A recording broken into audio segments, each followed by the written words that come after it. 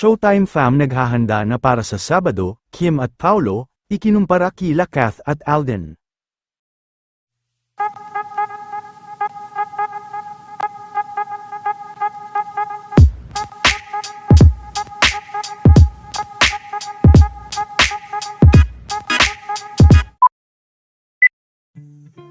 Hanggang ngayon nga ay mainit na pinag-uusapan pa rin, ang naging pagpunta ni Mr. Alden Richards at ang naging kaswite nila ni Catherine sa surprise party nito kahapon, at habang marami ang talagang kinikilig sa kanila, ay hindi naman maiwasan ng mga fans, na may kumpara sina Kim at Paulo Avellino sa kanila.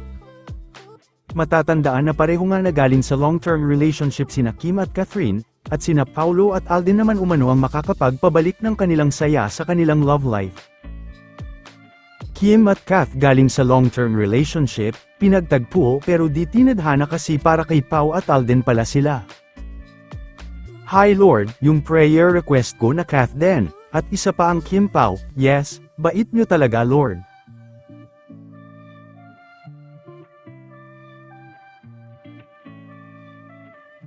Samantala, habang masaya ang mga fans, ay ilang araw na lang din ay mapapanood na nga sa GMA7 ang Showtime. Pinaghahandaan na rin ng mga Showtime host ang kanilang gagawin sa darating na Sabado.